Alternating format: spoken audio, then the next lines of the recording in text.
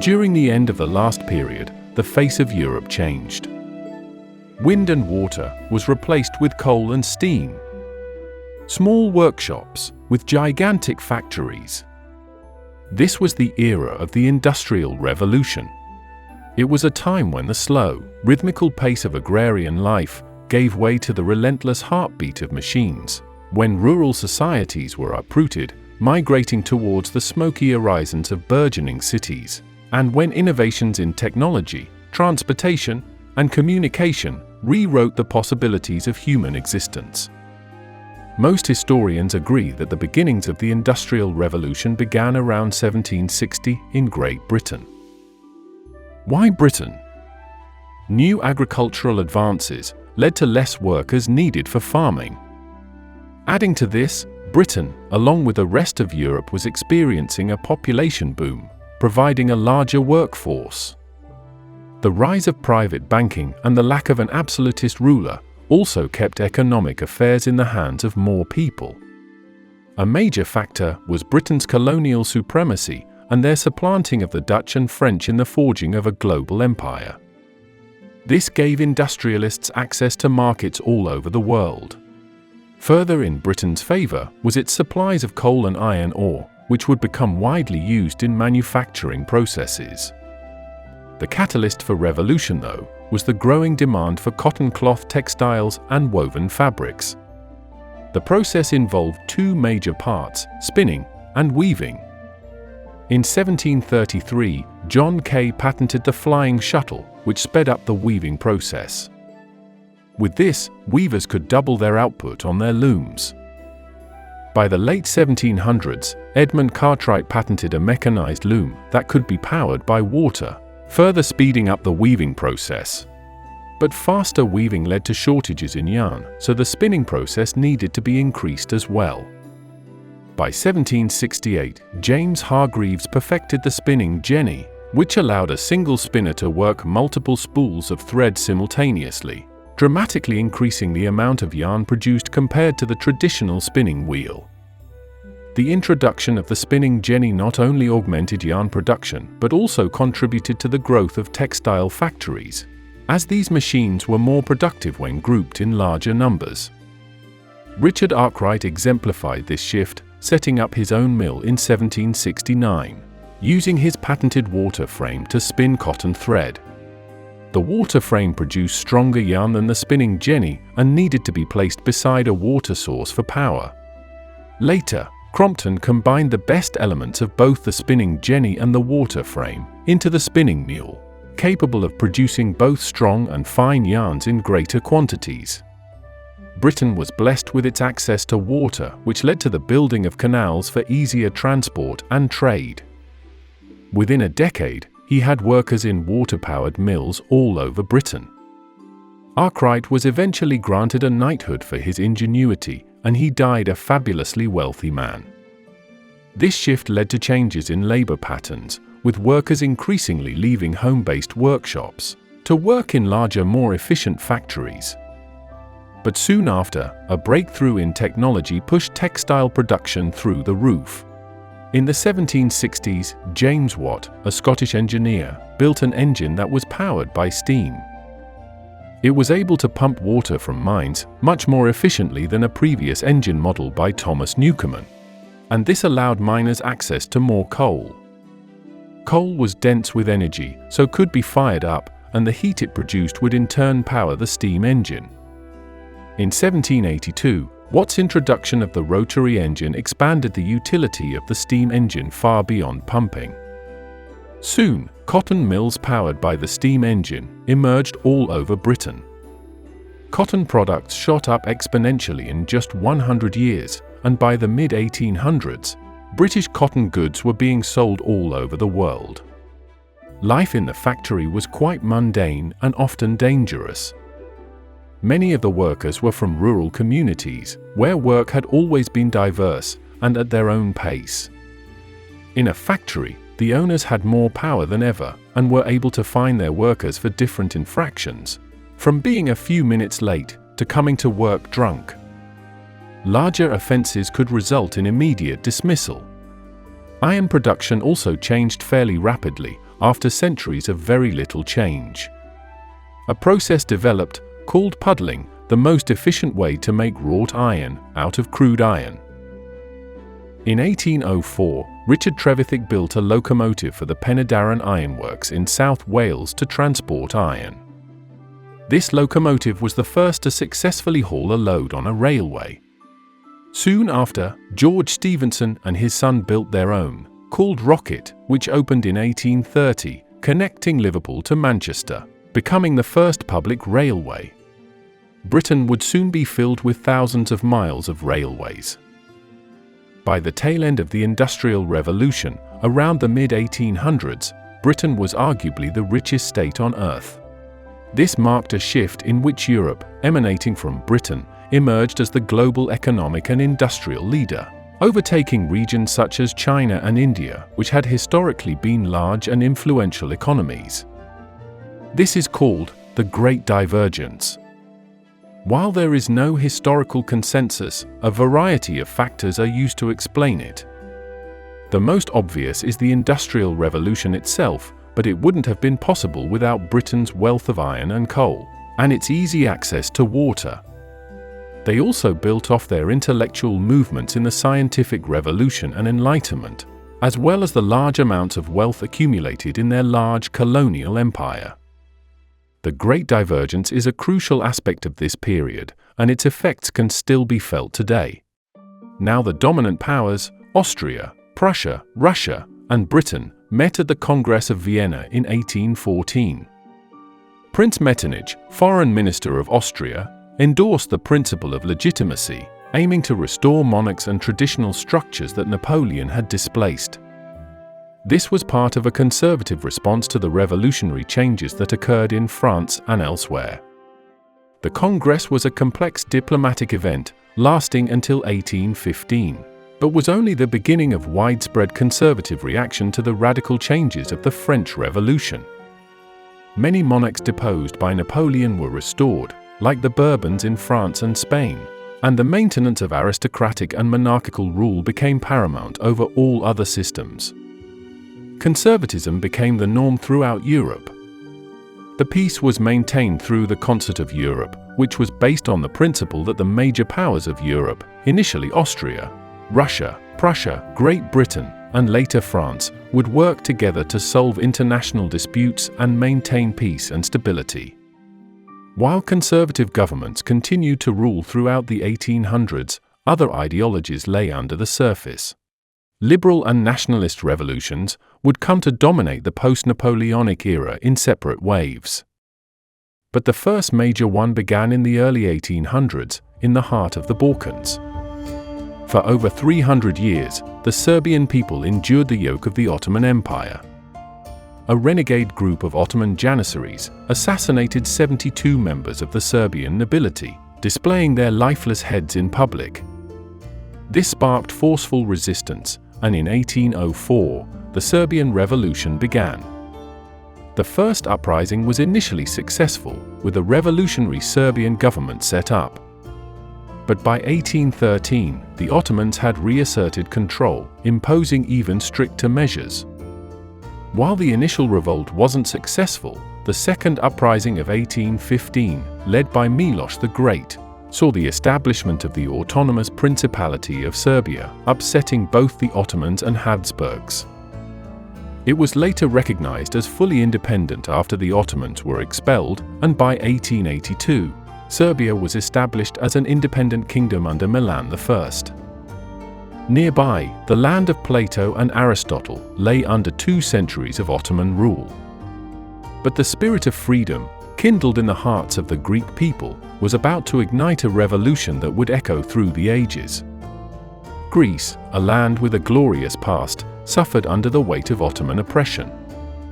Heavy taxation and cultural suppression were the bitter realities of the day. But the flame of liberty was fanned by secret societies. Among them, the Philiki, founded to liberate Greece, played a pivotal role in organization. The call for freedom or death became the rallying cry of a nation yearning for independence. In 1821, after a few setbacks, the revolution erupted.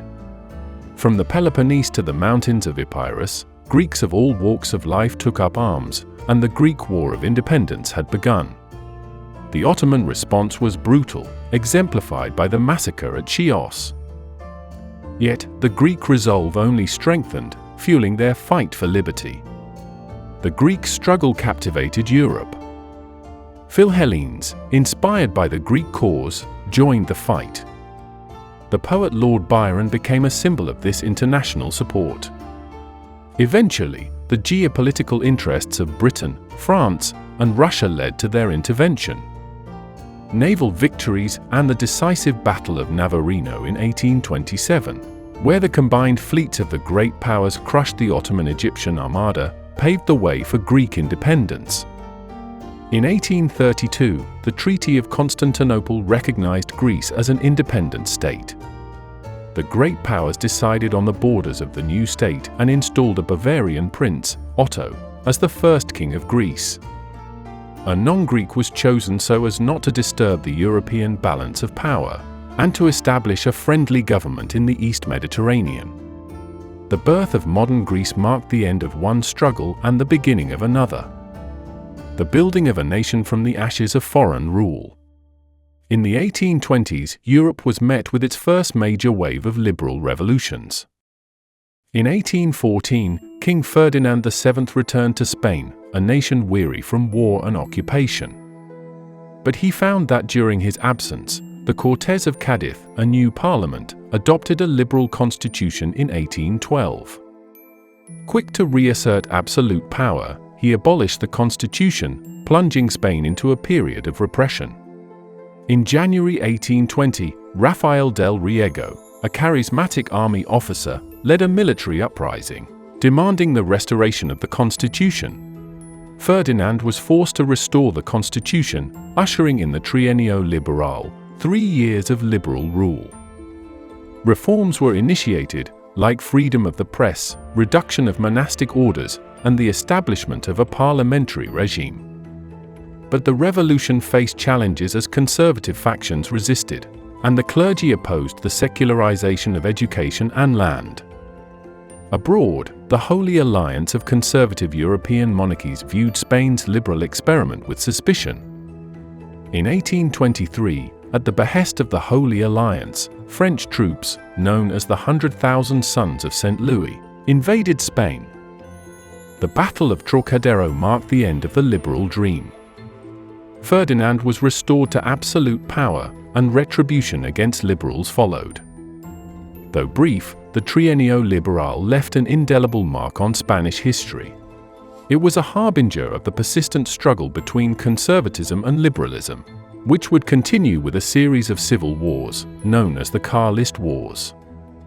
In Portugal, the royal court had fled to Brazil during Napoleon's invasion. After his defeat, a liberal revolution began spreading from Porto in 1820. King João VI, who returned to Portugal in 1821 after the Brazilian Declaration of Independence, accepted the new constitutional framework, albeit reluctantly. Portugal's first constitution was adopted in 1822. It was influenced by liberal and Enlightenment ideals, mirroring similar developments in other parts of Europe, like the Spanish Constitution of 1812. After the death of King João in 1826, Portugal plunged into a civil war known as the Megalist, or Liberal Wars. Early 19th century Italy was still a land either divided or controlled by foreign powers. To the north, the regions of Lombardy and Venetia were combined into a single kingdom, but in reality, were crown lands of the Austrian Empire. In the northwest was the Kingdom of Piedmont Sardinia. It comprised the island of Sardinia, but the more important region was Piedmont on the mainland, run from Turin by the House of Savoy. Central Italy continued to be dominated by smaller duchies and the Papal States, but in the south lay the largest Italian kingdom of the time, the Kingdom of the Two Sicilies. Initially, this was two separate kingdoms, the Kingdom of Naples and the Kingdom of Sicily, which had been part of the massive Spanish Empire under Charles V of the Habsburg dynasty. But after the War of Spanish Succession, it came under control of the Spanish Bourbons. When King Charles became King Charles III of Spain in 1759, he had to renounce his claims to Naples and Sicily, giving the throne to his son Ferdinand. Ferdinand fled Naples during the Napoleonic Wars, but was restored in the aftermath, just in time for another revolution. In this era of uncertainty, a secret society emerged from the shadows. The Carbonari, or charcoal burners, were a network of secret revolutionary societies spread across Italy, perhaps an offshoot of the Freemasons. Composed mainly of intellectuals, students, and military officers, they were united by a desire for Italian independence and liberal reform. In 1820, discontent in Naples reached a boiling point. The Carbonari, seizing the moment, ignited an uprising. They demanded a constitution and liberal reforms, and under pressure, King Ferdinand agreed. Emboldened by the success in Naples, the revolutionary fervor spread to Piedmont and other Italian regions. But the Carbonari's call for change resonated too loudly, challenging the restored monarchies. Austrian troops marched into Italy, determined to restore order and suppress any challenge to the conservative status quo. In the end, the revolts in Italy were unsuccessful.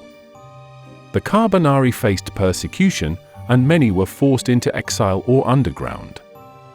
Despite the suppression, their legacy endured, inspiring the next generation to continue the struggle for Italian unification. In the vast empire ruled by the Romanovs, a simmering unrest was stirring. Under Tsar Alexander I, Russia was a land of stark contrasts, opulent royalty, and impoverished serfs. Despite an era of military glory, the Tsar's failure to implement meaningful reforms fueled discontent among the educated elite. Though Alexander had been one of the foremost factors in Napoleon's defeat, it was perhaps the little corporal who'd have the last laugh. During the Napoleonic Wars, the ideals of the Enlightenment and Revolution were exposed to Russian officers and aristocrats. Influenced by these liberal and constitutional ideals, they planned to create a Russia free from despotism. And they soon got their chance. In December 1825, Emperor Alexander died unexpectedly, leaving a void on the throne. A succession crisis ensued. His brother, Constantine, was next in line but had secretly renounced his claim to the throne. So the throne went to Tsar Nicholas, another of Alexander's brothers. On December 14, 1825, the Decembrists, who supported Constantine, made their stand in Senate Square. But they found themselves outnumbered and outmaneuvered. The revolt was poorly organized and lacked widespread support. Tsar Nicholas I, determined to maintain order and his authority, responded decisively. The revolt was suppressed by the military, and the leaders were arrested. In the aftermath, 5 of the revolt leaders were executed, and many others were exiled to Siberia. The next decade brought more revolution and more reform, as nationalism and liberalism broke down the old conservative structure. Arguably the most significant of the 1830 uprisings occurred in Paris, France. The spirit of revolution, once ignited in 1789, was about to flare up again. The Bourbon monarchy, restored after the fall of Napoleon, faced a nation yearning for change. After Louis XVIII died, Charles X came to the throne in 1824, seeking to re-establish the absolute power of the monarchy. His reign, marked by conservative and reactionary policies, alienated many, especially the burgeoning bourgeoisie and liberal thinkers. In July 1830, Charles X issued the July Ordinances, dissolving the Chamber of Deputies, restricting the press, and altering the electoral laws. These acts, seen as a direct assault on liberal gains, sparked immediate public outcry. Paris erupted. Barricades rose, and the streets filled with protesters. The people of Paris, from workers to the bourgeoisie, united in defiance against the monarchy. The 3 glorious days of 27th to the 29th of July were marked by fierce clashes. The The tricolour flag, symbol of the revolution, flew over barricades. The insurrection ended with the abdication of Charles X and the fall of the Bourbon monarchy. In the revolution's aftermath, Louis-Philippe, Duke of Orléans, was proclaimed King of the French. He was called the bourgeois monarch because of his popularity among the upper middle class. A constitutional monarchy was established, reflecting the aspirations of the liberal bourgeoisie. The July Revolution had profound implications. It redefined the French political landscape and inspired liberal movements across Europe. Following the Congress of Vienna in 1815, the Austrian Netherlands had been part of the United Kingdom of the Netherlands, set up as a buffer state against France. But in this region, both Dutch-speaking Flemings and French-speaking Walloons, both predominantly Catholic, were discontent under Dutch rule. In August 1830, a performance at the Brussels Opera House ignited revolutionary fervour. The nationalistic opera, La Muette de Portici, resonated with the audience, sparking a passionate demonstration that quickly escalated into a full-blown uprising. Brussels erupted in defiance, with barricades erected and clashes with Dutch troops. King William I of the Netherlands attempted to quell the uprising with military force, but without success. In September, revolutionaries formed a provisional government, declaring independence. A new nation was born, amidst the cheers of its people, the Kingdom of Belgium. The London Conference of 1830 to 1831 recognized Belgian independence, leading to its establishment as a constitutional monarchy. Leopold I of Saxe-Coburg was chosen as the first king of the Belgians, marking the start of a new era. Britain took a different path. In 1798, the Irish, influenced by revolutionary fervour from France and led by the Society of United Irishmen, sought to end British rule and establish an independent Irish republic.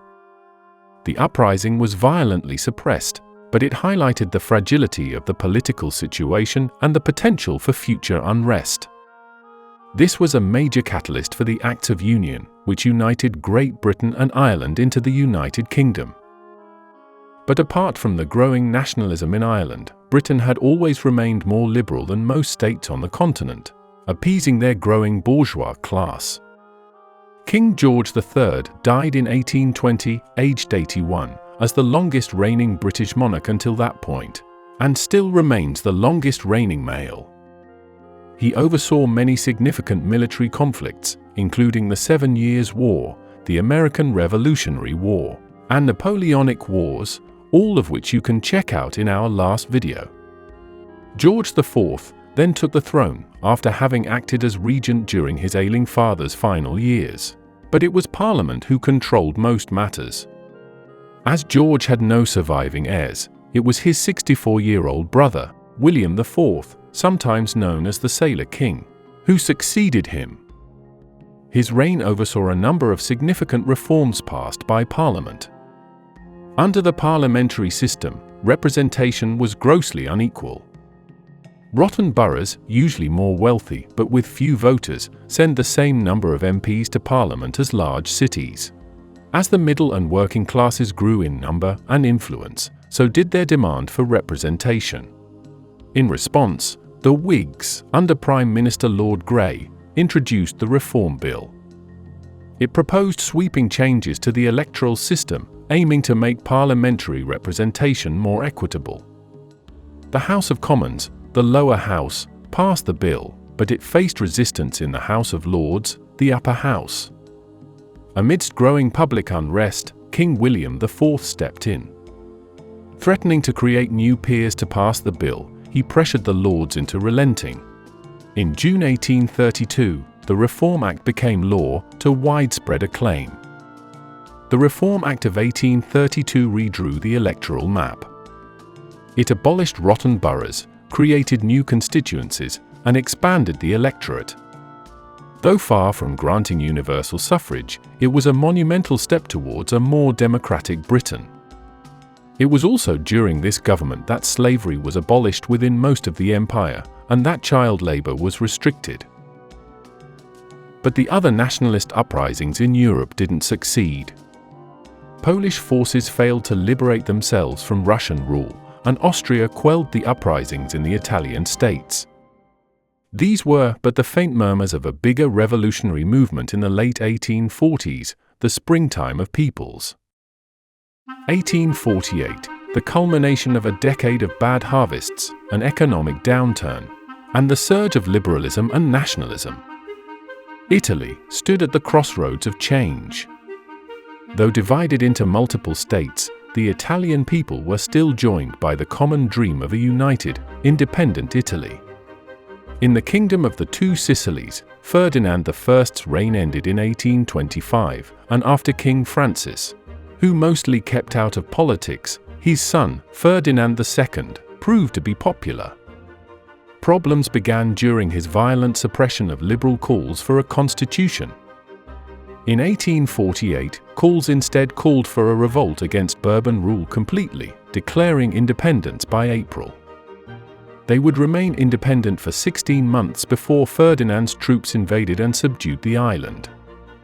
Further north, in the Kingdom of Sardinia, King Charles Albert granted a constitution, the Albertine Statute, and took up the cause of Italian unification. Even the Papal States and Tuscany granted constitutions. In the Austrian-controlled north, the 5 days of Milan were a significant victory, as the Austrians were expelled from the city. Venice declared itself a republic under Daniele Manin, defying Austrian rule. The Austrian Empire, determined to maintain its grip on the Italian territories, responded with military force.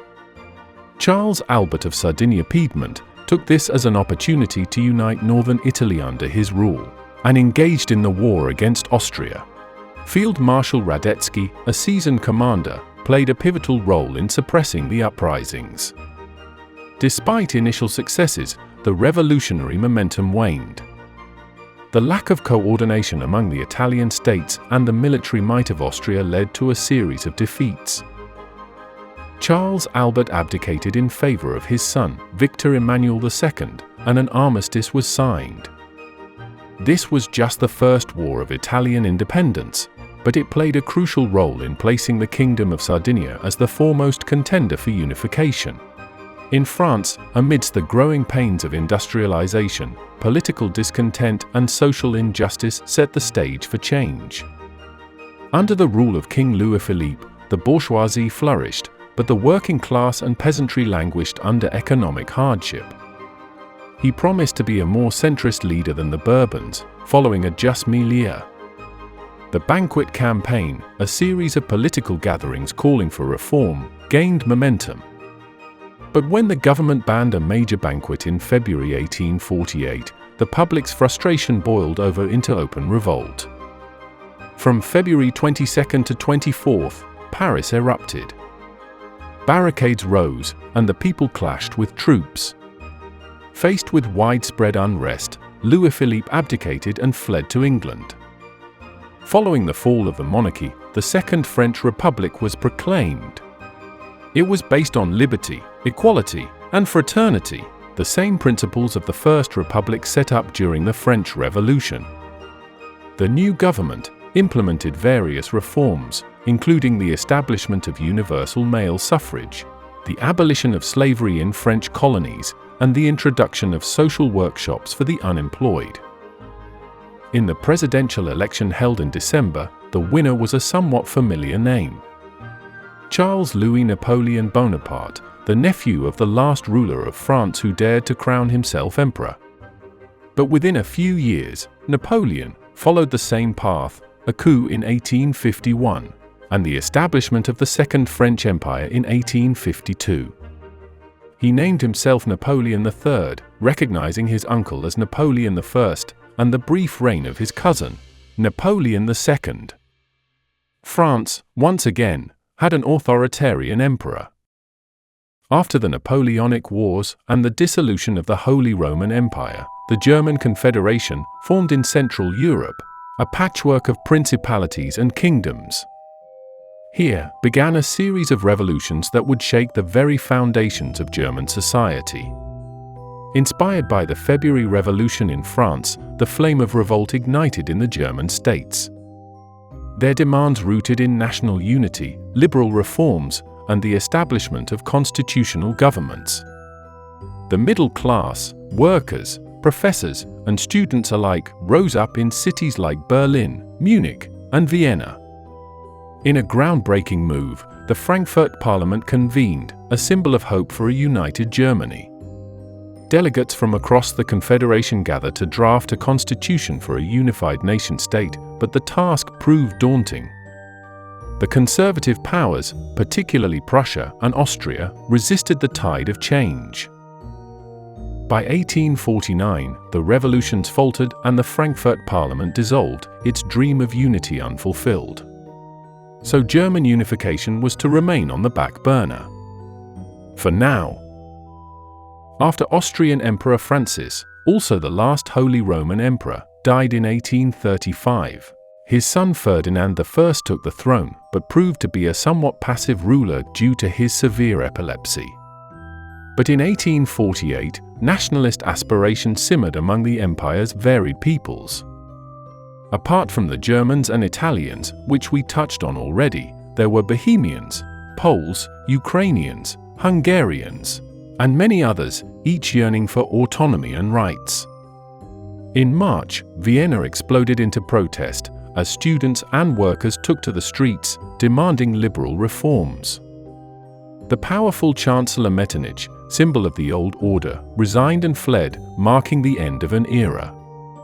In Hungary, the charismatic Lajos Kossuth led a revolution for independence and a democratic constitution. The Hungarian revolt became one of the most formidable challenges to Habsburg authority. Simultaneously, in the Italian and Bohemian lands of the empire, revolts also erupted. The Habsburg monarchy, unwilling to relent, responded with military force. Emperor Ferdinand abdicated the throne in December, and under the leadership of the next Habsburg emperor, Franz Joseph, the revolts were brutally suppressed. With the help of 300,000 Russian troops, the Austrians put down the rebellion by 1849, imposing martial law. In the wake of the revolutions, the Habsburg Empire moved towards a more centralized and absolutist regime under Franz Joseph. Ireland had been joined with Great Britain, forming the United Kingdom in 1801, but the majority Catholic agricultural workers of the island found themselves underrepresented in Parliament, as Protestant landowners held the political power. In 1829, after a decades-long emancipation movement led by Daniel O'Connell, the Roman Catholic Relief Act finally allowed Catholics into Parliament. But taking inspiration from the French, some Irish elements remained more radical. At first, this movement, called Young Ireland, wasn't well received, but during the 1840s, disaster struck. A potato blight devastated potato crops for several years, casting down a period of mass starvation, disease, and emigration. This was the Great Famine, or Great Hunger. The potato was the staple food for a large portion of the population, particularly the rural poor. The famine led to the death of approximately 1 million people and the emigration of another million, significantly reducing the island's population.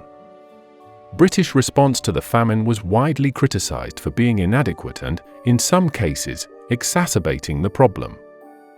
This contributed to a growing resentment against British rule in Ireland.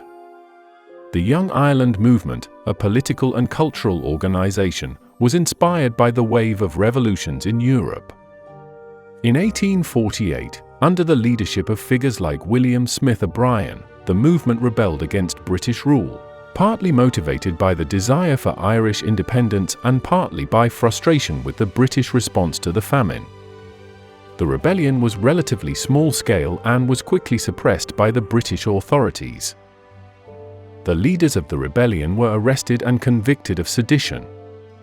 Despite many failures, the revolutions of 1848 had profound long-term implications.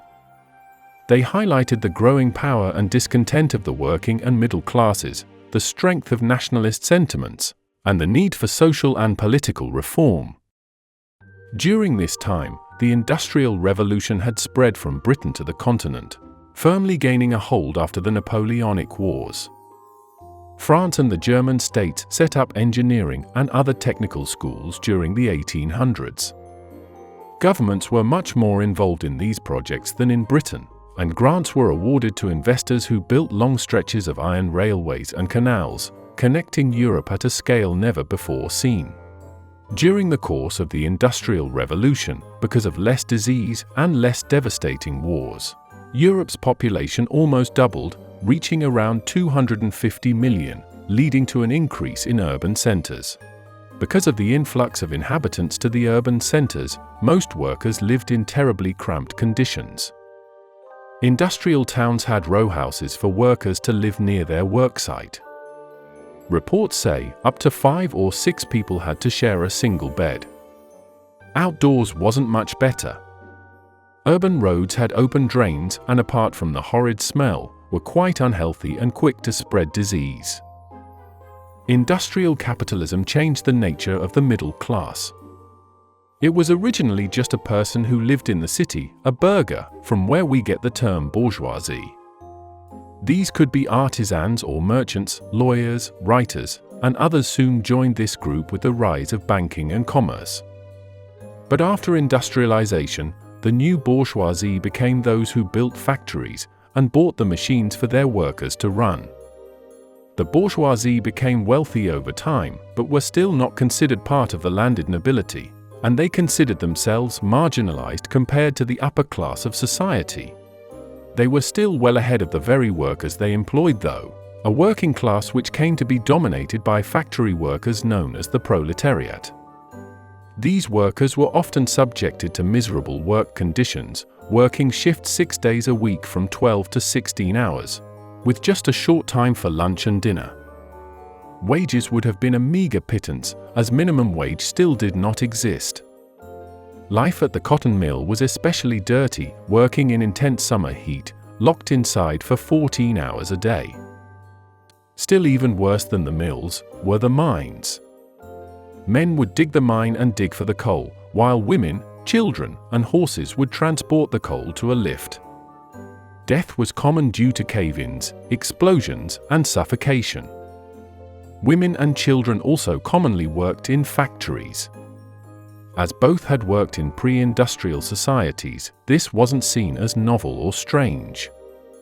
Child labor became much more extreme, though, being placed in dangerous situations or small areas only they could fit. Due to their smaller hands, they were especially useful in the spinning of cotton and crawling under the machines to grab loose ends. You could find children as young as 7 enduring 15-hour days in the intense heat of these mills. They were also much cheaper to hire than an adult male.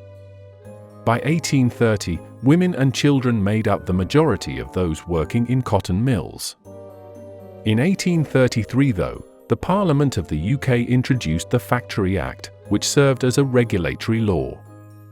It restricted working hours for those under 18 years old and outright prohibited work for those under 9. Child labor decreased, but children still worked to help support their families. Women ended up replacing much of the child workforce.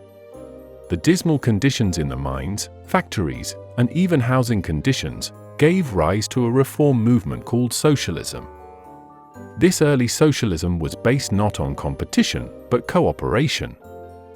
The word itself is derived from the Latin, meaning to share.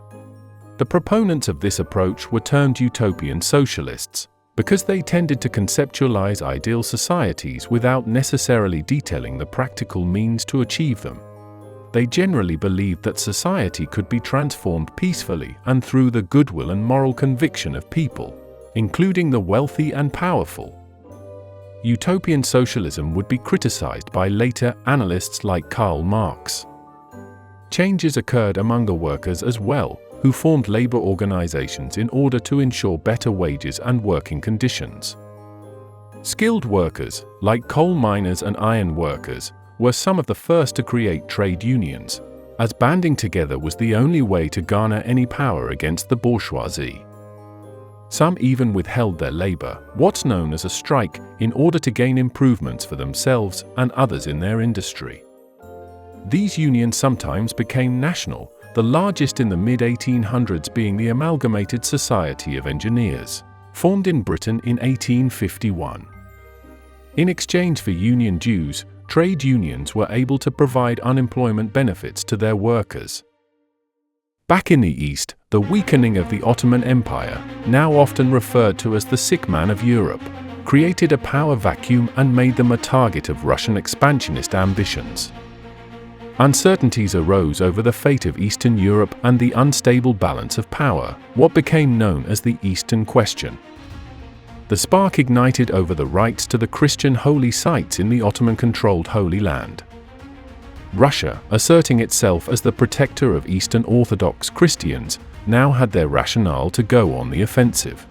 In July 1853, the Russians occupied the Danubian principalities of Wallachia and Moldavia, territory under Ottoman suzerainty, leading to an Ottoman declaration of war in October, the start of the Crimean War. The war witnessed early naval engagements in the Black Sea, including the Battle of Sinop in November, where a Russian fleet destroyed an Ottoman squadron at harbor, killing 3,000. Outrage mounted in Britain and France, and soon they declared war against Russia in March 1854. The Western powers didn't want the massive empire to supplant the Ottoman presence in the East and upset the balance of power.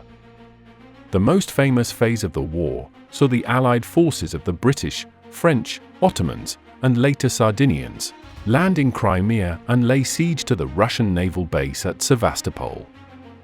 The siege lasted almost a year and involved several major battles, including the battles of Balaclava and Inkerman.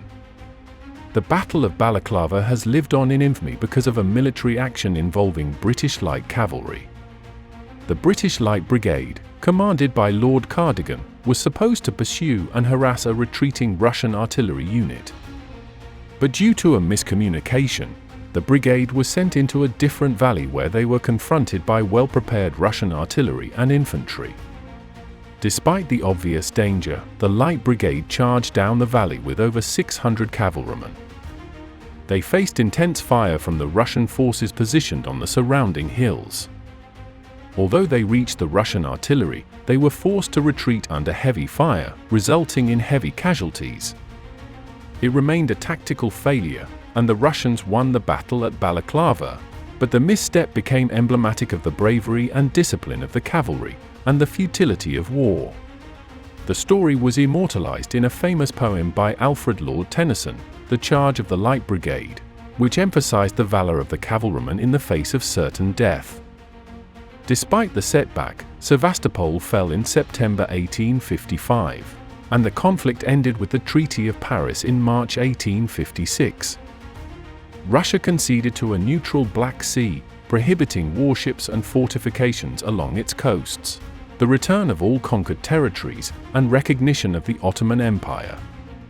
The Crimean War's significance lies not only in its immediate outcomes, but also in its demonstration of the power of modern technology and media in warfare. It exposed the inadequacies in military command and medical treatment, leading to several reforms, most famously nursing care reforms led by Florence Nightingale. She improved sanitation conditions and helped make nursing a professional middle-class occupation. Russia, having lost territories and suffered casualties with almost 500,000 dead, didn't interfere in European affairs for the rest of the period. Britain, on the other side of the continent, also withdrew from European affairs. Austria, having stayed neutral, was seen as a betrayal in St. Petersburg, and Austria lost what allies it had. The balance of power was crumbling, leaving a power vacuum. This was the perfect time for the birth of two great powers. After the Italian states failed in the revolutions of 1848, it seemed like the Italian peninsula would never become a unified entity. The Savoy king of Piedmont Sardinia, Victor Emmanuel II, brought his kingdom to prominence by aiding the French and British forces against the Russians during the Crimean War. His appointment of the Count of Cavour as his prime minister in 1852 brought swift economic changes that allowed revenue to go into the military. Despite this, Cavour knew his Italian kingdom was still too weak to take on the Austrians on their own, so he formed an alliance with Napoleon III, at that point the Emperor of France. Cavour then cleverly provoked the Austrians into attacking Piedmont in 1859. The French came to their aid and defeated the Austrians. After this Second War of Italian independence, the French came away with Nice and Savoy, while the Kingdom of Piedmont-Sardinia gained Lombardy from the Austrians.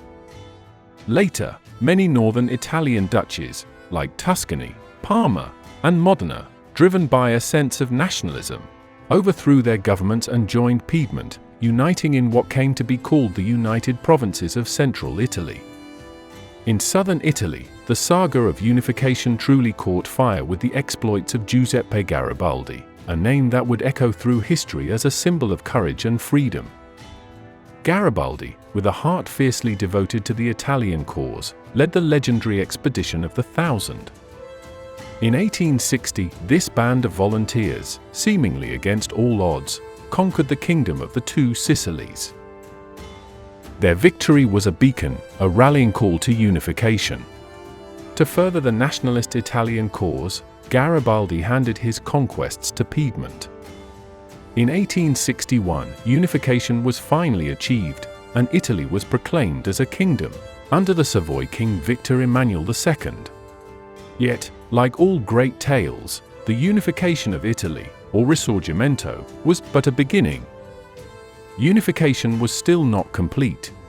Venetia, or Venezia, the region to the northeast, where lay the large city of Venice, was under Austrian control, and the small region of the Papal States remained under the Pope.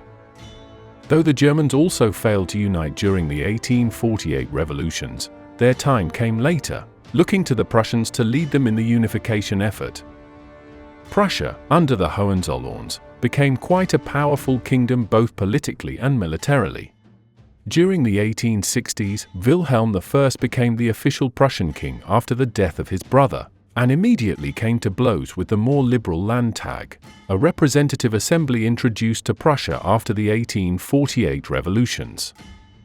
To facilitate his attempts of enlarging the army and political power, he appointed as his prime minister a certain man, cementing a partnership that would accomplish tremendous feats. Enter Otto von Bismarck, a Prussian nobleman turned statesman, with a vision that would forge a nation through blood and iron. Appointed as the minister-president of Prussia, he saw the fragmentation of German territories, not as a medley of charming diversity, but as an anvil awaiting the hammer to craft a unified empire. Bismarck was willing to ignore parliamentary proceedings and use tax revenues to strengthen the army.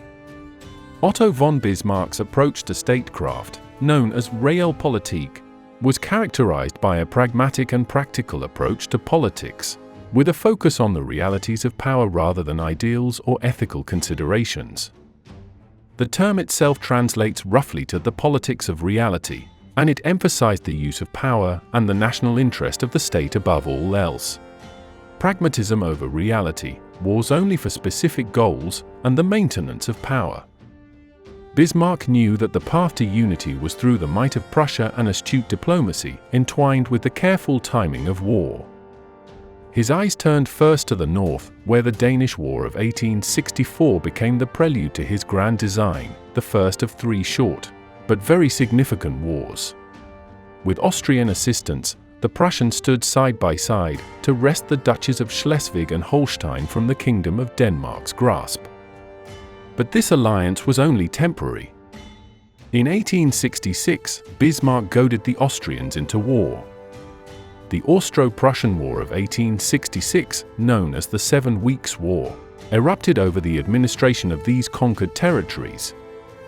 Prussia's victory was swift and decisive, beating the Austrians at Königgrätz, leading to the dissolution of the Old German Confederation and the establishment of the North German Confederation, with Prussia uncontestably at its helm, while Austria was excluded from German affairs.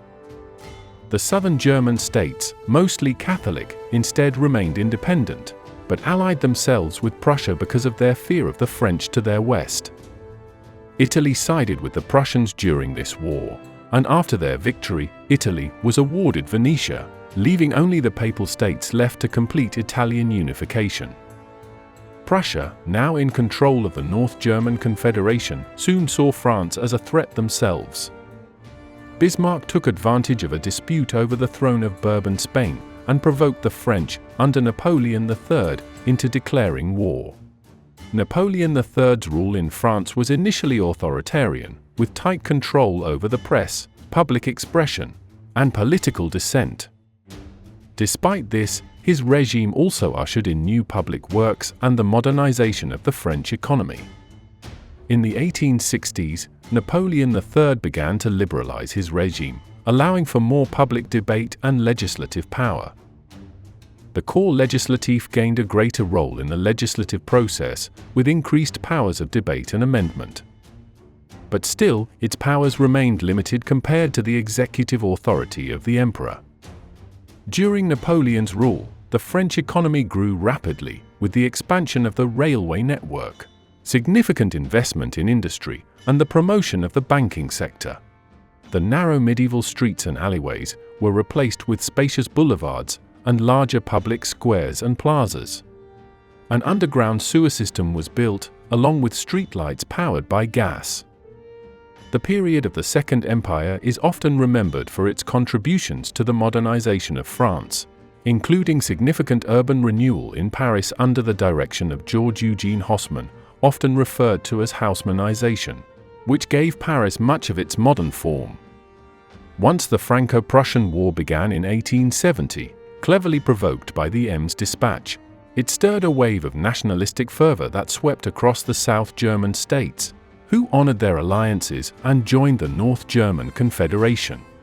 Under the leadership of Wilhelm, King of Prussia, and Bismarck, the more numerous and modernized Prussian forces, along with their allies in the Confederation, halted the French advance and made their own way toward Paris.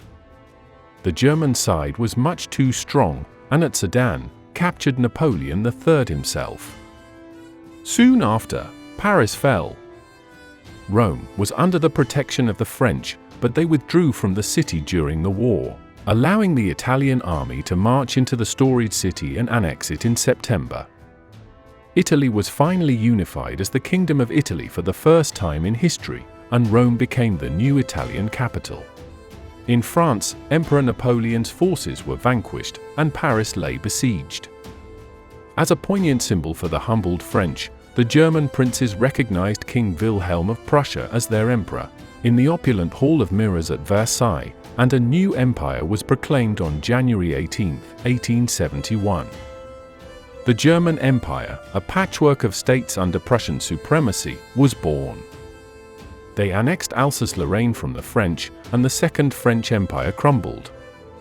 The war brought a period of turmoil in a battered France before the establishment of the Third French Republic, a system of government that would last until World War II. The new German state meant the triumph of military authoritarianism and the failure of a liberal, constitutional system. Bismarck, the Iron Chancellor, the architect of this grand edifice, would later say, "The great questions of the time will be decided by iron and blood," and at this moment, he was correct. This period was marked by the unifications of Italy and Germany, but the other European powers went through their own significant changes after the revolutions of 1848. In Great Britain, mass upheaval was averted because of more liberal reform. Not to be overlooked was Britain's enormous economic expansion thanks to the Industrial Revolution, which also kept rebellion tempered. The industrial middle classes obtained significant wealth, and though the working class still lived in deplorable conditions, their wages increased. After King William, Queen Victoria, granddaughter of George III, came to the throne at 18 and ruled for over 63 years, the second longest reign of any British monarch at that time. The Victorian era, named after her, was a period of great industrial, cultural, political, scientific, and military change within the United Kingdom, and was marked by a great expansion of the British Empire. A sense of duty and morality was entwined with British national pride, and this reached down to the working class. The Whigs, or today's Liberals, had been responsible for the Reform Act of 1832, and the Tories, or Conservatives, passed additional reform legislation in the Reform Act of 1867, passed under Benjamin Disraeli. Still though, while this significantly expanded voting rights, universal male suffrage was still decades away. The Austrian Empire was one of the states that succeeded in suppressing the revolutions of 1848, stifling the nationalist fervor in their territories. They restored their autocratic rule without reform, but they were weakened after their loss to the Prussians in 1866. This gave the Hungarians a chance to rise up once again. Negotiations began, and the result came just a year later. The Ausgleich refers to the Compromise of 1867, a political agreement that restructured the Habsburg Empire. It created a new political entity that aimed to balance the power between the Austrian Germans and the Hungarians, establishing the dual monarchy of Austria-Hungary. Both Austria and Hungary were to have their own governments and legislatures and their own capitals. The Austrian capital remained at Vienna, and the Hungarian capital was at Buda. The head of both states would still be the Emperor of Austria, who also became King of Hungary. The Ausgleich was meant to bring stability by giving Hungary more autonomy, but it also created new tensions. Other nationalities within the empire sought similar arrangements, leading to complex internal politics. The compromise did not fully satisfy any of the national groups and often led to gridlock in the administration of the empire. Further east, Russia remained an autocratic society, with most still living rurally and relying on an agricultural economy. Nicholas I took the throne amid the Decembrist revolt, and his reign is often characterized by his stern and conservative rule, focused on the doctrine of autocracy, orthodoxy, and nationality. He was known for his reactionary policies, stringent censorship, and a vast secret police network that suppressed dissent. After the emperor's death and Russia's defeat in the Crimean War in 1856, many realized conservative ideals needed to soften and make way for modernization and reform. This was accomplished under the next emperor, Alexander II. Alexander is perhaps best known for his emancipation reform of 1861, which freed the serfs, who were bound to the land and to the nobility. Peasants were also expected to repay the state through installments paid to the local mir, or village commune. Alexander also modernized the military, education, and the Russian economy, but despite these reforms, his reign was not without dissent. Radical groups believed the reforms did not go far enough and sought more dramatic change. This discontent led to several assassination attempts, and on March 13, 1881, Alexander II was killed by members of the revolutionary group, the People's Will. Alexander II's death profoundly affected Russian history, leading to a period of counter-reforms under his son Alexander III, who reversed many of his father's liberal policies in favor of increased autocracy. This part of the long 19th century also brought about new cultural and intellectual movements which challenged earlier ideals. Alongside the Industrial Revolution, neoclassicism, a powerful artistic and cultural movement emerged in the mid-18th century that sought to revive the classical art and architecture of ancient Greece and Rome. It was a response to the Baroque and Rococo styles, favoring clarity, simplicity, and enduring elegance. In the Age of Enlightenment, a renewed interest in classical antiquity took hold.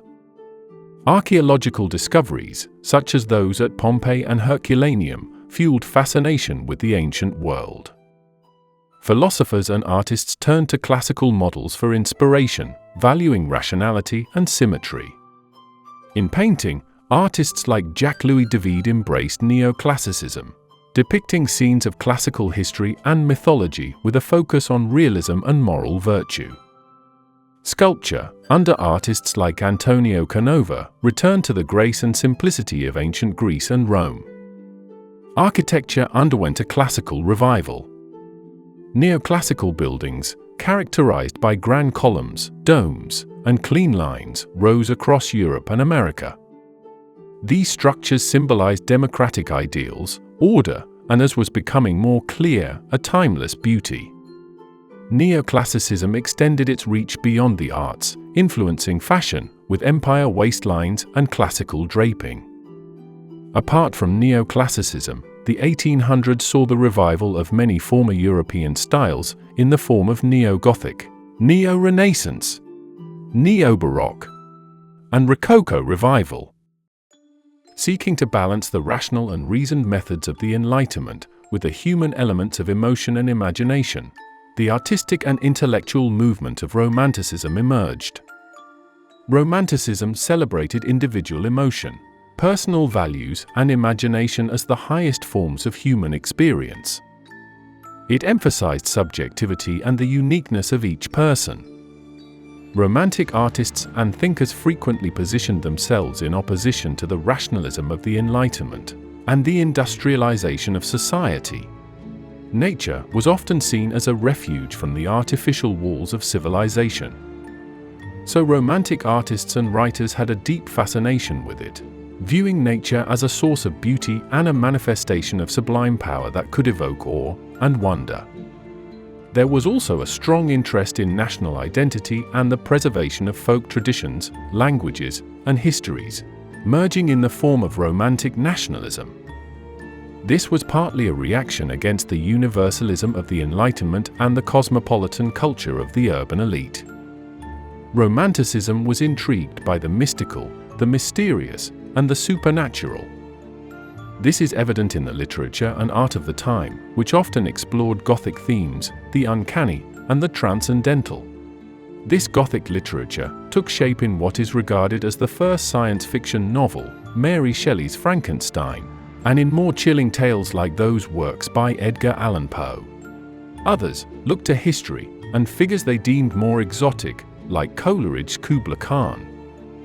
Many Romantic authors experimented with cocaine, opium, or other drugs in order to alter their state of mind and consciousness. The Romantic movement included many artistic disciplines and included poets like Lord Byron, novelists like Mary Shelley, and composers like Ludwig van Beethoven. In the visual arts, Romanticism led to new styles that emphasized vivid colors and free expression. A Spanish painter and printmaker, Francisco Goya, is often considered the last of the old masters and the first of the moderns. His works, such as the 3rd of May 1808, reflect both the Romantic interest in the individual experience and a critical eye on society. Eugène Delacroix was a French Romantic artist famous for his use of expressive brushstrokes and study of the optical effects of color. His painting, Liberty Leading the People, is an iconic image of the era, embodying the spirit of the July Revolution and the emphasis on emotion and nationalism. Caspar David Friedrich, a German landscape painter, is best known for his allegorical landscapes, which typically feature contemplative figures silhouetted against night skies, morning mists, barren trees, or Gothic ruins. His paintings, like Wanderer Above the Sea of Fog, epitomize Romanticism's preoccupation with the sublime and the individual's relationship with nature. Out of Romanticism, a rejection emerged, called realism. Realism was characterized by a focus on ordinary people and everyday situations, rather than the idealized, heroic, or exotic subjects typical of Romanticism. Realist artists and writers strove for detailed and accurate depictions of the world around them. They aimed to portray subjects truthfully, without idealization, and with attention to the nuances of everyday life. Many realist works were critical of social structures and norms, often highlighting the lives of the working class, the poor, and other marginalized groups. The British novelist Charles Dickens is most known for his realist novels focusing on the working classes during Britain's industrial age. His stories depict the harsh conditions of urban areas in a realistic and often jarring way. Realism made it into the visual arts as well, especially during the latter half of the 1800s. The movement was led primarily by the French, whose realist paintings depicted real-world scenes and the commoner's place in it. Paintings were made to reflect a more accurate snapshot of daily life. This is exemplified with Gustave Courbet, the most prominent realist painter. Regular people became the focus and were depicted on a grand scale, shining a light on those who had previously been neglected. It is no surprise then that Courbet was a staunch socialist, involved in the Paris Commune of the 1870s. He justified his work by his famous words, "I have never seen either angels or goddesses, so I am not interested in painting them." As to be expected, his work, like the Stonebreakers, was not generally accepted among the higher classes, as they saw no value in the highlighting of mundane work. Just as important, the results of the scientific and industrial revolutions once again fed into more scientific advancements.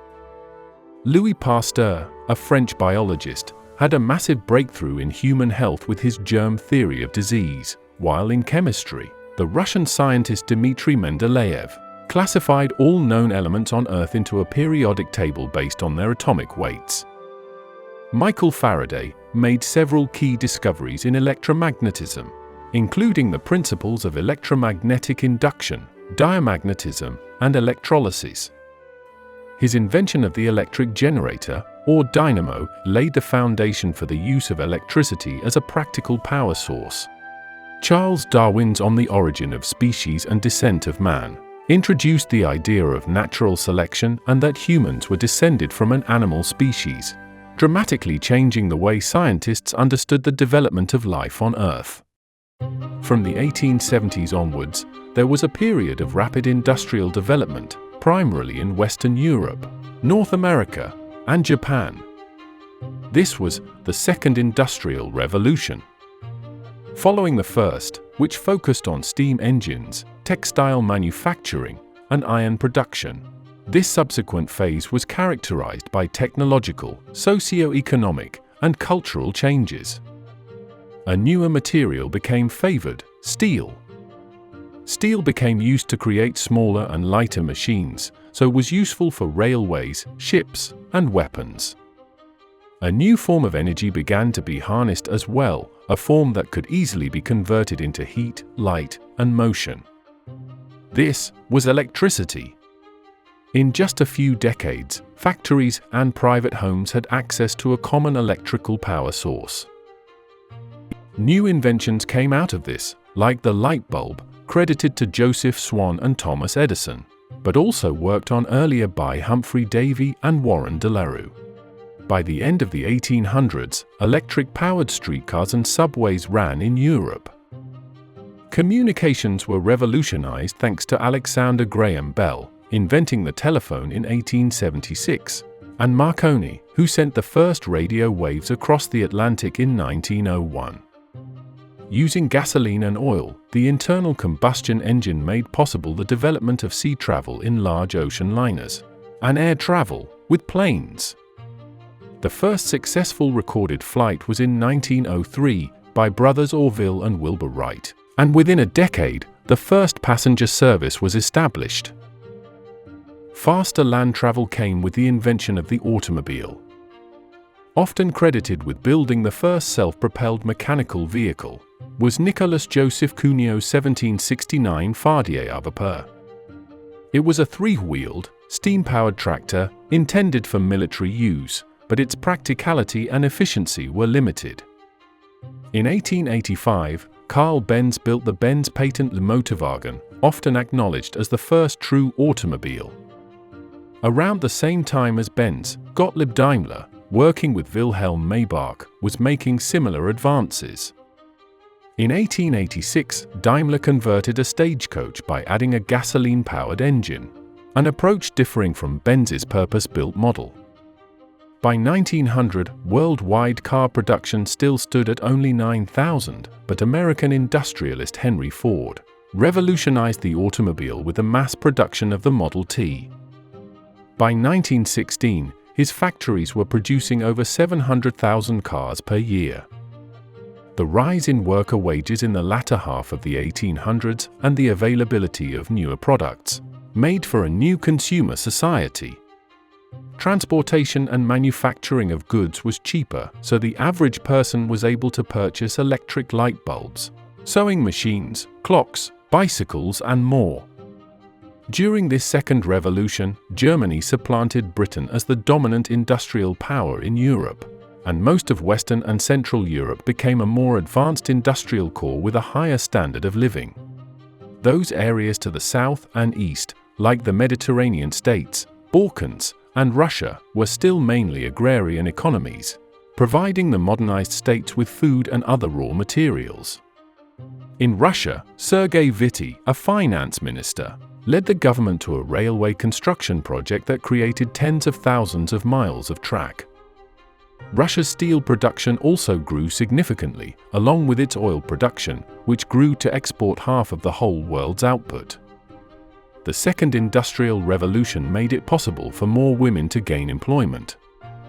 With the increase of more products, department stores and other businesses emerged everywhere, and as the men generally worked in the factories, employers could employ women for a newer set of white-collar jobs. These were the file clerks, typists, secretaries, and other less physically demanding jobs, and were generally lower paid. Though conditions were generally better in white-collar positions, the majority of industrial workers still had shameful work and living conditions. During the late 1800s, many political parties and labor unions formed, based on the ideals of a new kind of socialism written about in the works of German philosopher Karl Marx. The working class and a multitude of left-wing factions unified across state lines through the IWA, or First International, but it dissolved soon after, due to infighting between Marxists and anarchists. Marxists themselves were internally divided, with pure Marxists vying to overthrow capitalism and set up a socialist state through violent revolution, while the revisionists, which came to be known as democratic socialists, believed the proletariat should gain support within the current system and transition to a socialist state through democratic means.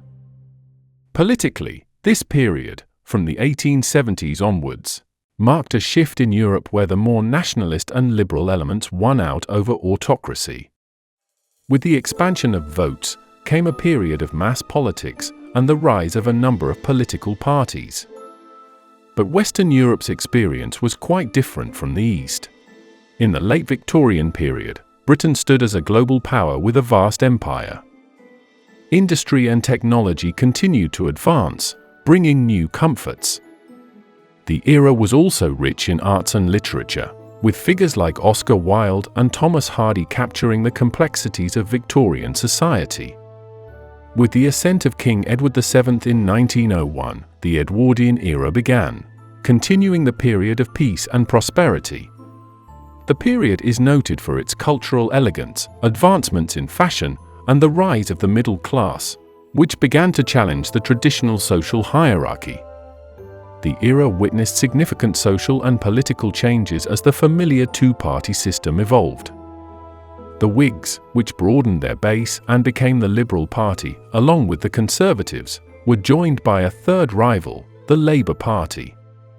With the rise in trade unions and Labour Party membership, the two traditional parties began taking the working class more seriously, and with the Liberals in power, they implemented reforms giving the working class sickness and unemployment benefits, along with pensions and workplace injury compensation.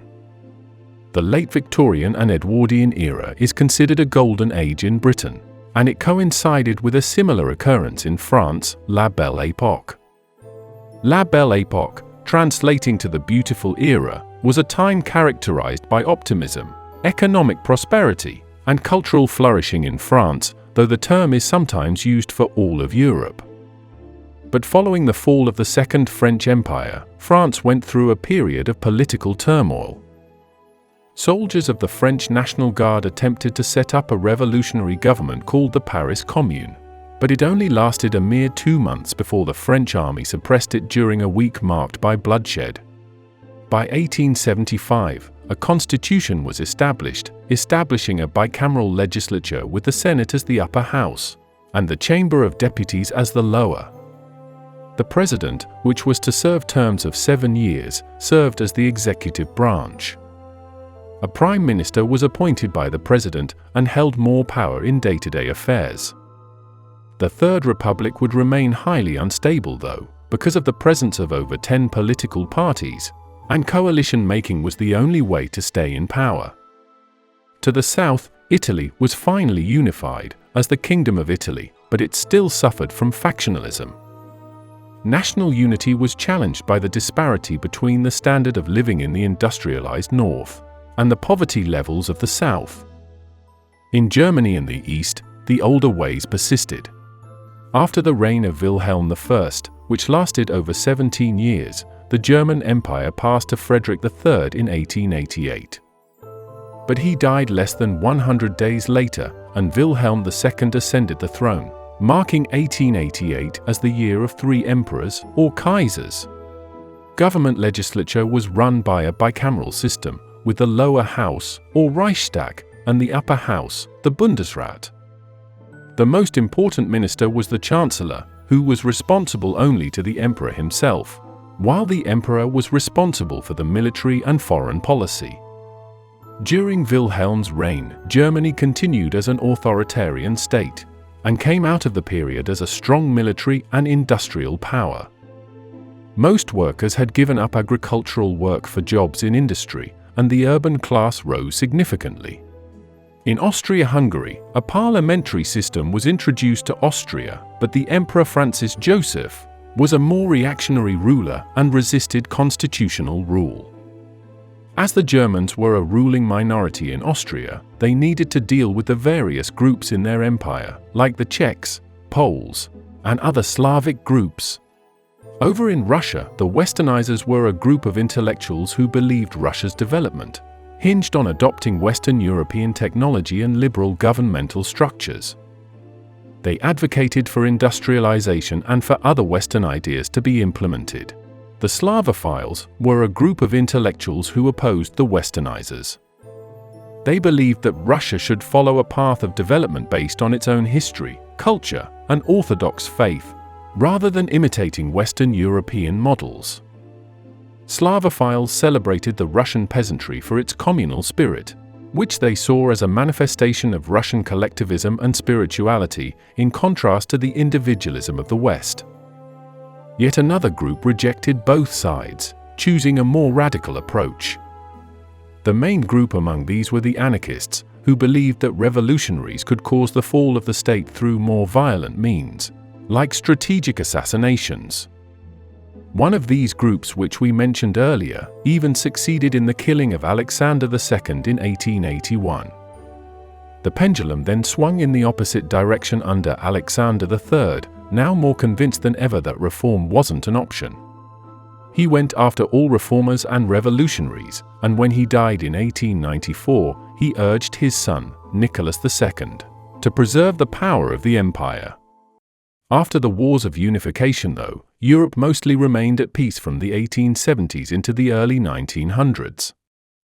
By the turn of the century, European society was significantly changed, and with material change came a new outlook on life.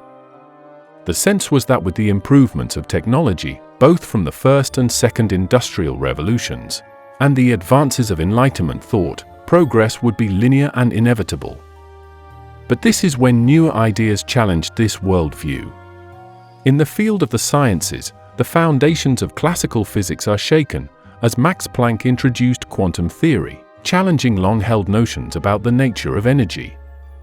The deterministic Newtonian universe fails at a subatomic level. Quantum mechanics, in contrast, introduces inherent uncertainties and is probabilistic. For example, the exact position and momentum of a particle cannot be simultaneously known with complete precision, a principle known as the Heisenberg uncertainty principle. In 1905, Albert Einstein contributed to the hypothesis, proposing that light could be described as discrete packets of energy, which were later called photons. This work was pivotal in establishing the concept of wave-particle duality, a core principle of quantum mechanics.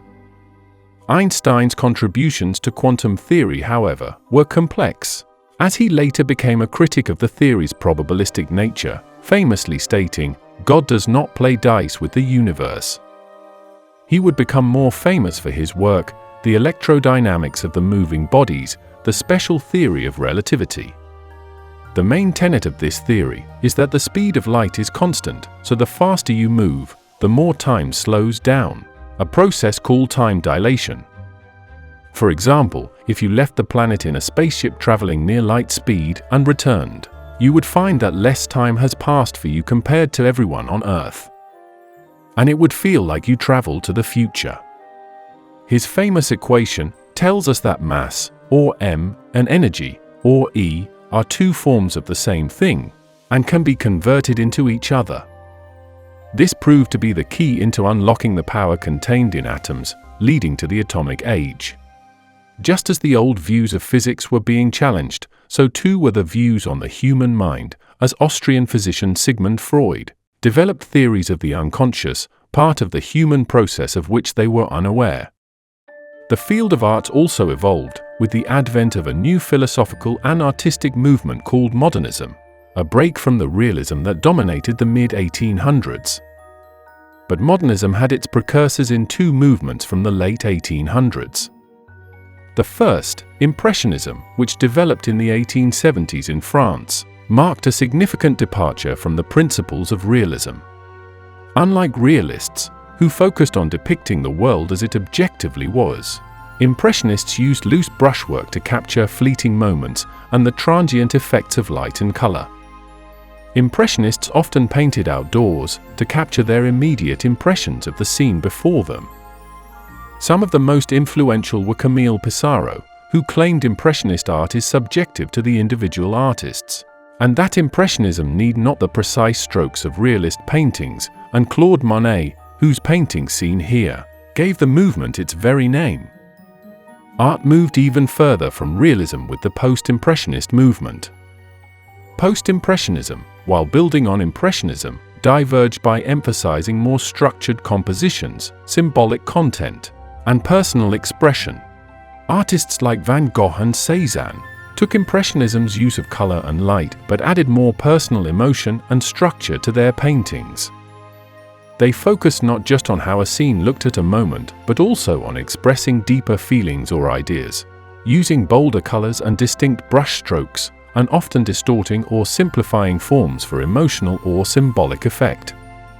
In the early 1900s, Pablo Picasso and George Braque co-founded Cubism, a movement that radically broke from traditional perspective and representation, further pushing the boundaries of what would become modernist art. Cubism significantly abstracted and fragmented reality. It broke objects into geometric shapes and reassembled them in a way that depicted the subject from multiple viewpoints simultaneously, a major step towards abstraction in art. Abstract art was a complete departure from any visual reality. Vasily Kandinsky was a pioneering Russian abstract painter, often credited as one of the first artists to create purely abstract works. Around 1910 to 1914, Kandinsky began to create paintings that did not depict any recognizable objects, focusing instead on abstract forms and colors. He believed that colors and shapes could be used to express spiritual and emotional experiences. The shift away from realism mirrored the findings in the sciences, placing less emphasis on universal truths, and became more centered on individuality. By the end of the long 19th century, society had shifted into something new, the start of what sociologists call mass society. Mass society is a concept that refers to a society characterized by large-scale, impersonal, and somewhat homogenized social structures and institutions. At the core of this was urbanization and industrialization. The more people that moved to the city, the more people were available to work at the factories, leading to a surge in production. This mass production led to mass consumption. The urban influx forced governments to step in to provide more housing reforms, requiring new buildings to have running water and drainage systems. Some governments began building their own governmental housing as well. Mass media, like newspapers, radio, and later the television, played a critical role in shaping public opinion, disseminating information, and creating a shared cultural experience, Mass education established standardized, often state-run education systems to manage various aspects of society, including governance, health, and welfare. The shift from autocracy to democracy led to the involvement of all classes, called mass politics. Universal male suffrage was already implemented in Europe by the turn of the century, but women still couldn't vote. Women's rights slowly churned on, first on property rights and divorce, and later with expanded employment opportunities in teaching and nursing. While the women's vote was still beyond reach in this period, Finland was the first European state to grant women's suffrage in 1906. New forms of leisure also emerged, with mass leisure.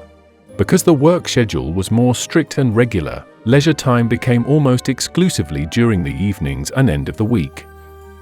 Leisure activities often involved the new devices and technologies of the late 1800s. The new streetcars and subways meant people were able to travel relatively far distances within a city, to watch athletic events or head on to the amusement park. Sports became part of mass leisure with the introduction of structured leagues. We also saw the rise of numerous World's Fairs, also known as international expositions or World Expos. These events showcased the latest advancements in technology, culture, and the arts, and were often centered around themes of industrialization and progress. The first recognized was the Great Exhibition of 1851 in the specially constructed Crystal Palace in London. The Exposition Universelle in Paris was famous for the unveiling of the Eiffel Tower. This fair celebrated the centennial of the French Revolution and showcased French industrial achievements. The Exposition in 1900 debuted the Paris Metro and showcased Art Nouveau.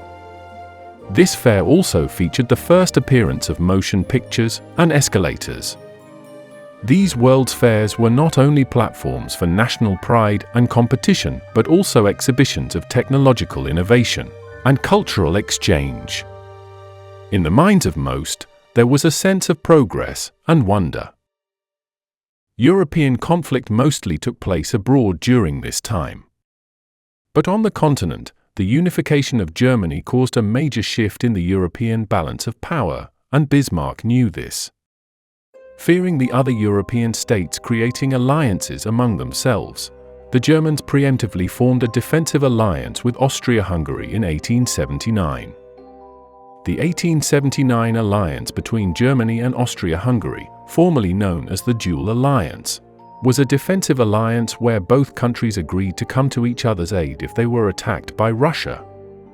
It also stipulated that they would remain neutral if one of them was attacked by another European power. This alliance was a cornerstone of German foreign policy under Chancellor Bismarck and was aimed at isolating France and maintaining peace in Europe by deterring aggression from Russia. In 1882, Italy joined the alliance, seeking support against France. Ever the pragmatist, Bismarck also signed a different treaty with Russia.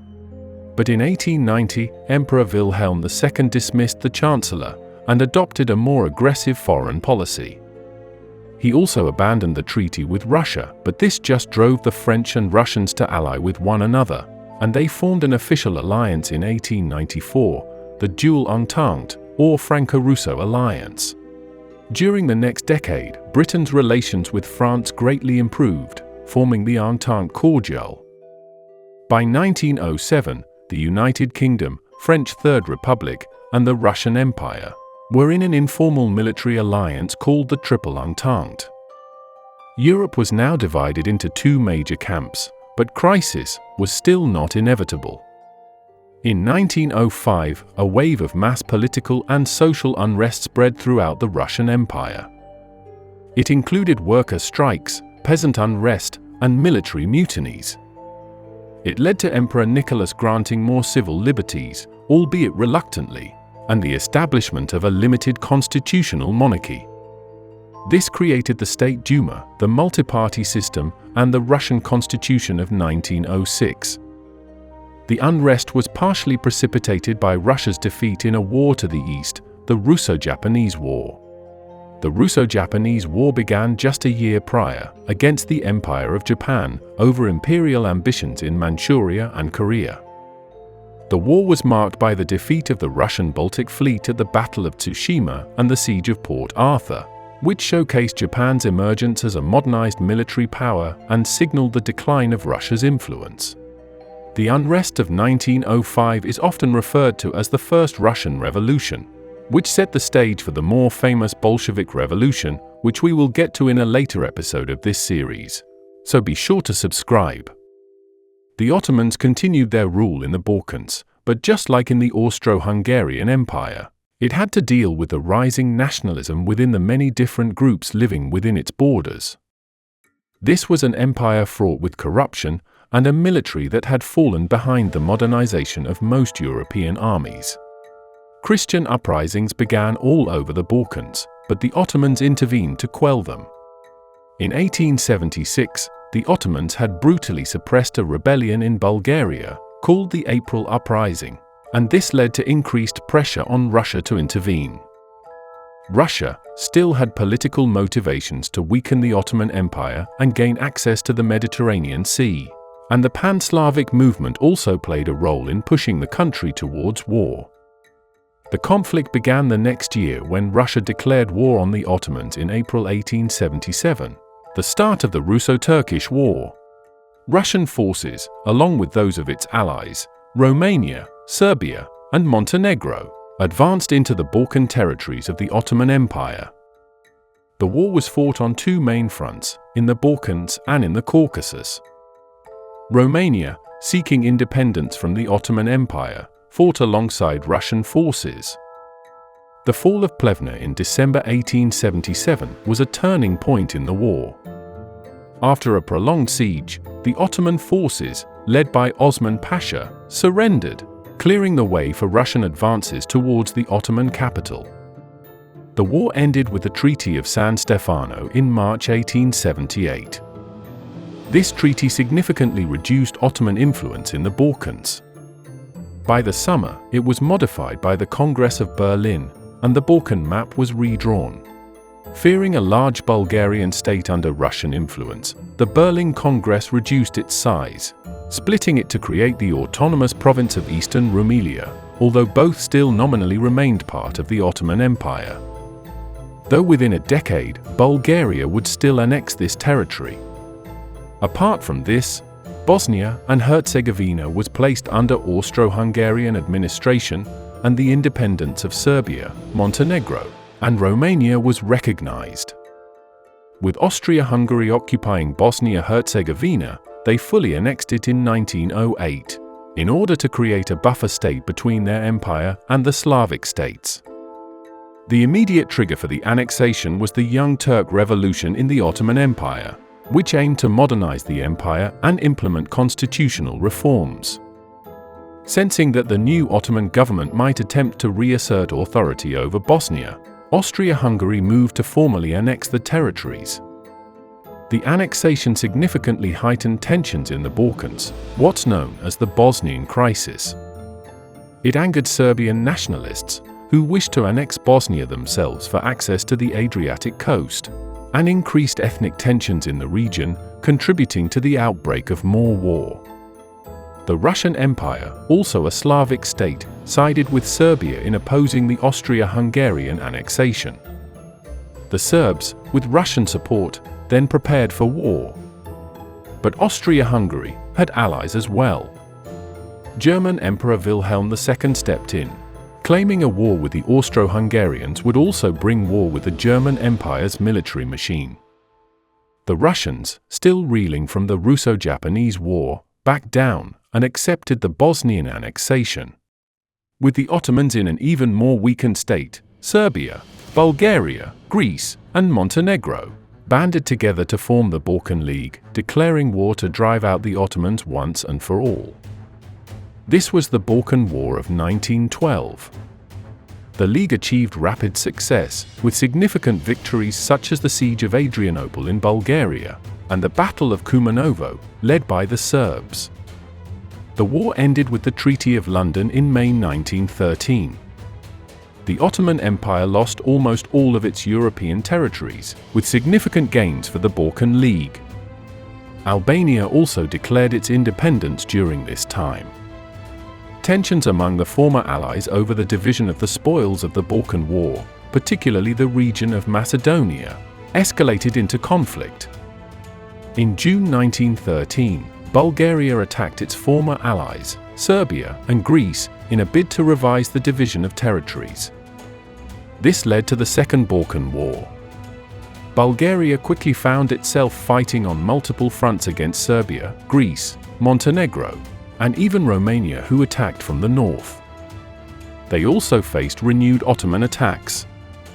The Bulgarian forces were overstretched and suffered several defeats. The war ended with the Treaty of Bucharest in August 1913, and the Treaty of Constantinople between Bulgaria and the Ottoman Empire. Bulgaria lost much of the territory it had gained in the First Balkan War to Serbia, Greece, and Romania. The Ottoman Empire regained some territories in eastern Thrace. Serbia was angered at its inability to create a larger kingdom and blamed the Austrians, while Austro-Hungary still feared Serbian expansion. The Russians were also still angered at the Germans and vowed vengeance against the Austrians. Austria and its allies, Italy and Germany, prepared for conflict, while Russia and its allies, Britain and France, waited as well, with all eyes centered on Bosnia and Serbia. And in 1914, the long 19th century finally came to an end, with the gunshot heard round the world.